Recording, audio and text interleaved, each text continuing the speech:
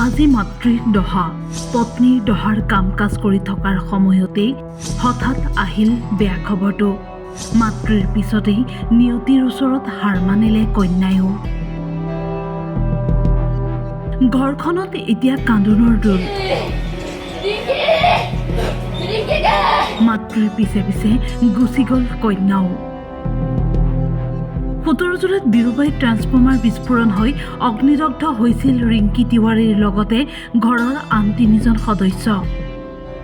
10 দিন পূৰ্বে চিকিৎসাধীন অৱস্থাত মৃত্যু হৈছিল মাতৃ ৰিংকি তিৱাৰীৰ। ৰিংকি তিৱাৰীৰ দহাৰ কাম কাজ কৰি থকাৰ সময়ত স্বামী প্ৰমোদ তিৱাৰীয়ে জানিব পাৰিলে যে চিকিৎসাধীন অৱস্থাতে মৃত্যু হ'ল জীয়ৰীৰো। পত্নী কন্যাক হেৰুৱাই এতিয়া দিগবিদিক হেৰুৱাইছে প্ৰমোদ তিৱাৰীয়ে।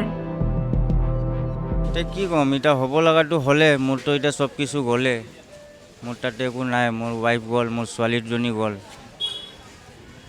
এতিয়া এইটো যে চৰকাৰৰ দায়িত্ব হয়, চৰকাৰে আগবাঢ়ি মোক চাব লাগে। যদি বিল্ডাৰৰ ভুল আছে তাতে, বিল্ডাৰক পুলিচে এৰেষ্ট কিয় কৰা নাই এতিয়ালৈ? মানুহ এজন ঢুকালে, আজি 2 নম্বৰ মোৰ ছোৱালীজনে ঢুকালে, কিয় তেওঁক এৰেষ্ট কৰা নাই? তেওঁকতো এৰেষ্ট কৰি আমাক কোনো ক্ষতিপূৰণ দিয়া নাই, কোনো হেল্প কৰা নাই। আৰু যদি দায়িত্বখিনি আমাৰ চৰকাৰে লৈছে যে চৰকাৰৰ এইটো দায়িত্ব বুলি, তে চৰকাৰে আগবাঢ়ি আহক, আমাক সহায় কৰক।